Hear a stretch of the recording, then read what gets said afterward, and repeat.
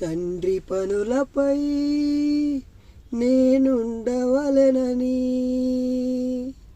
ప్రభువు తెలిపెగా 12 ఏండ్లకే సిలువ మార్గమే తన తండ్రి చిత్తము.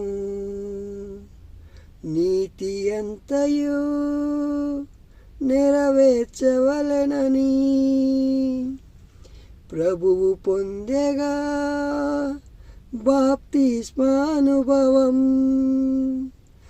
ఆత్మ వచ్చెని తన తండ్రి మెచ్చని అపవాదిచే అరణ్యమున శోధింపబడెనుగా.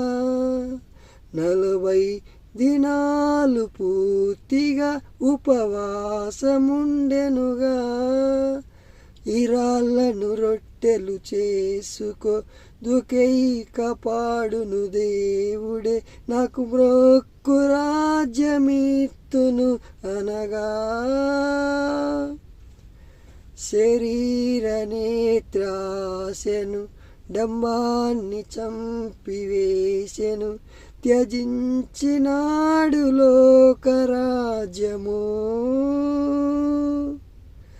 ఒక్క పాపం చేయలేదే, ఎంత శోధింపబడినను లోక పాపం మోసుకెళ్ళే నిర్దోష దేవుని గొర్రెపిల్ల.